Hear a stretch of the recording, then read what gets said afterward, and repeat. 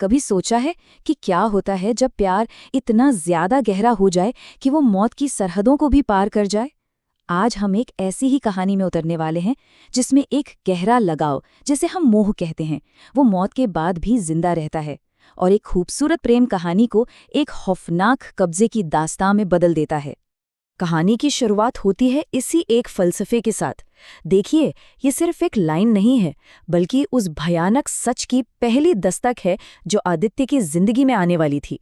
ये हमें बताती है कि कुछ रिश्ते मौत के साथ खत्म नहीं होते, बल्कि और भी ज्यादा मजबूत और कभी-कभी खतरनाक हो जाते हैं।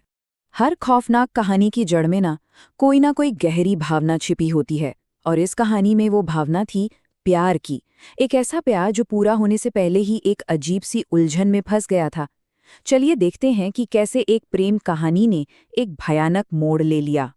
इससे पहले कि हम आगे बढ़ें, इस कहानी के सबसे जरूरी शब्द मोह को समझना बहुत जरूरी है। देखिए, ये प्यार से कई ज्यादा गहरा है। ये वो लगाव है जो किसी को जाने ही नहीं देता। एक ऐसा बंधन जो इतना मजबूत है कि मौत भी उसे तोड़ नहीं पाती। और असल में यही मोह इस कहानी का असली विलन है। तो इस कहानी के केंद्र में 3 लोग हैं। एक है आदित्य, जो देवगढ़ में पोस्टेड है। दूसरी है संजना, एक स्कूल टीचर, जिससे आदित्य को सच्चा वाला प्यार है। और तीसरी है श्रुति, संजना की छोटी बहन, जिसके साथ आदित्य का रिश्ता पहले तय किया गया था। यहीं से आप देखिए, भावनाओं का एक ऐसा त्रिकोण बनता है जो आगे चलकर एक बड़ी त्रासदी की वजह बन जाता है। तो जब संजना और आदित्य का सच सबके सामने आया, तो छोटी बहन श्रुति ने बहुत समझदारी दिखाई। उसने अपनी खुशी को किनारे रखकर अपनी दीदी के प्यार के लिए रास्ता बना दिया। खैर, आदित्य और संजना की शादी हो गई। 3 साल तक उनकी जिंदगी बेहद खूबसूरत थी, सब कुछ परफेक्ट था। लेकिन फिर एक रात अचानक संजना के सीने में तेज दर्द उठा और हार्ट फेलियर से उसकी मौत हो गई। एक झटके में सब कुछ खत्म हो गया। संजना की मौत सिर्फ एक दुखद अंत नहीं थी, बल्कि एक खौफनाक शुरुआत थी। आदित्य की दुनिया अब पूरी तरह से बदलने वाली थी, क्योंकि जो चला गया था वो असल में गया ही नहीं था। कहानी का पहला अजीब अलौकिक संकेत श्मशान घाट पर मिला। हुआ ये कि चिता की आग संजना के शरीर को जला ही नहीं पा रही थी, बस सुलग रही थी। वहां जो लोग मौजूद थे उनमें कानाफूसी शुरू हो गई कि ये आत्मा तो मोह में फंसी है, ये अपना शरीर छोड़ना ही नहीं चाहती।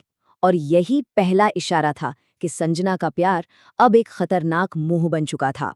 और फिर उसी रात आदित्य का सामना उस सच से हुआ जिससे वो शायद भाग रहा था। आधी रात को किचन में उसने अपनी मरी हुई पत्नी संजना को देखा। लाल साड़ी, खुले बाल, बिल्कुल वैसी ही। एक पल के लिए वो मुस्कुराई और फिर अंधेरे में कहीं गायब हो गई। अब ये साफ था कि ये सिर्फ आदित्य का वहम नहीं था। संजना के जाने के कुछ समय बाद श्रुति आदित्य को संभालने के लिए उसके घर आने जाने लगी। लेकिन उन दोनों को ये नहीं पता था कि कोई तीसरा भी उस घर में मौजूद है जो ये सब देख रहा है। और अब वो सिर्फ देखने वाली नहीं थी, बल्कि धीरे धीरे श्रुति पर अपना कब्जा जमा रही थी। श्रुति के अंदर जैसे 2 आत्माएं बस गई थीं। एक पल वो कुछ कहती, अगले ही पल वो बात भूल जाती थी। लेकिन फिर अचानक वो ऐसी ऐसी बातें करने लगती जो सिर्फ और सिर्फ संजना और आदित्य के बीच हुई थी। वो संजना की पसंदीदा साड़ियाँ पहनने लगी, उसका परफ्यूम इस्तेमाल करने लगी, उसकी मुस्कान, उसका चलने का अंदाज, सब कुछ संजना जैसा हो गया था। आदित्य के लिए बहुत डरावना था। उसे लग रहा था जैसे उसने संजना से दोबारा शादी कर ली है। और ये डर बढ़ता ही जा रहा था। कभी उसे आईने में संजना का अक्स दिखता, तो कभी घर के कोने से लाल साड़ी का पल्लू गायब होता हुआ नजर आता। जब उसने श्रुति से शादी करने का फैसला किया, तो अजीब अजीब रुकावटें आने लगी। और फेरों के वक्त श्रुति का हाथ बर्फ जैसा ठंडा था। सबसे खौफनाक तो वो रातें थीं जब उसे लगता था जैसे कोई उसके सीने पर बैठा है, उसका दम घोट रहा है। आखिरकार एक दिन आदित्य ने हिम्मत करके सच का सामना करने की ठानी। उसने श्रुति से सीधा पूछा, संजना, ये तुम हो ना? और तब श्रुति के शरीर से जो आवाज आई वो संजना की थी। उसने कहा, अब कोई मुझे तुमसे अलग नहीं कर सकता। उस एक पल में आदित्य समझ गया कि वो अपनी पत्नी की आत्मा से बात कर रहा है, जो अब उसकी साली के शरीर में कैद थी। इसके बाद संजना की आत्मा ने सिर्फ अपनी मौजूदगी का एहसास कराना बंद कर दिया। अब उसने खतरनाक मांगे करनी शुरू कर दी, ऐसी मांगे जो आदित्य को पूरी करनी ही पड़ती थीं। वो अब सिर्फ एक भटकी हुई आत्मा नहीं थी, बल्कि एक काबू करने वाली ताकत बन चुकी थी। और फिर एक रात उसने अपनी सबसे भयानक मांग रखी, किसी जानवर की नहीं, बल्कि एक इंसान की बलि।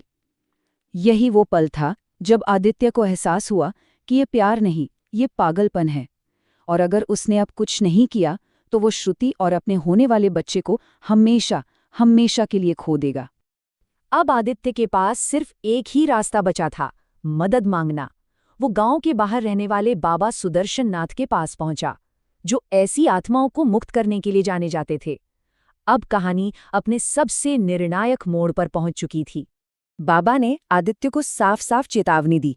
उन्होंने कहा, मोह में फंसी आत्मा सबसे खतरनाक होती है। ऐसे में प्यार और पागलपन में कोई फर्क नहीं रह जाता, और वो आत्मा किसी भी हद तक जा सकती है। उन्होंने ये भी बताया कि इस पूरी विधि में जान का खतरा भी है। आत्मा को मुक्त करने की जो विधि थी वो भी उतनी ही भयानक थी जितनी कि वो आत्मा खुद।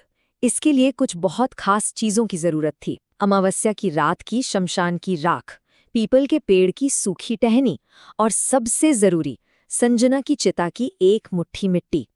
हर चीज एक गहरे और डरावने मकसद की तरफ इशारा कर रही थी। जब बाबा ने मंत्र पढ़ने शुरू किए तो श्रुति के शरीर में मौजूद संजना की आत्मा ने अपनी पूरी ताकत से उसका विरोध किया। वो चीख कर बोली, मैं तुम्हें छोड़कर नहीं जाऊंगी, ये शरीर अब मेरा है। ये उसकी जिद थी, उसका वो मोह था जो उसे जाने नहीं दे रहा था। और फिर वो आखिरी पल आया, जैसे ही बाबा ने संजना की चिता के वो मुट्ठी भर मिट्टी हवन कुंड की आग में डाली, एक भयानक चीख पूरे कमरे में गूंज उठी। श्रुति के शरीर से काली राख धुएं की तरह उठी और सीधी आग के लपटों में जाकर समा गई, और उसके बाद पूरी तरह खामोशी छा गई। संजना की आत्मा चली गई थी, लेकिन क्या ये सच में एक जीत थी या फिर बस एक अस्थायी राहत? कहानी अभी खत्म नहीं हुई थी, क्योंकि डर का साया अभी भी बाकी था। जाते जाते बाबा ने एक ऐसी बात कही जो आदित्य के दिल में हमेशा के लिए एक डर छोड़ गई। उन्होंने कहा कि मोह में फंसी आत्मा कभी पूरी तरह खत्म नहीं होती, वो बस सो जाती है और सही वक्त का इंतजार करती है। मतलब ये आज़ादी भी अधूरी थी। अगली सुबह जब श्रुति उठी तो उसे गुजरे हुए वक्त का कुछ भी याद नहीं था। आदित्य ने उसे और पूरे परिवार को सब सच सच बता दिया। बाबा की चेतावनी से डरे हुए सबने मिलकर एक फैसला लिया। उन्होंने हमेशा के लिए वो घर छोड़ने का फैसला किया, उस साये से दूर भागने का जो शायद अब भी वहीं कहीं सो रहा था। और ये कहानी हमें एक सवाल के साथ छोड़ जाती है, क्या सच में मोह प्यार से ज्यादा शक्तिशाली है?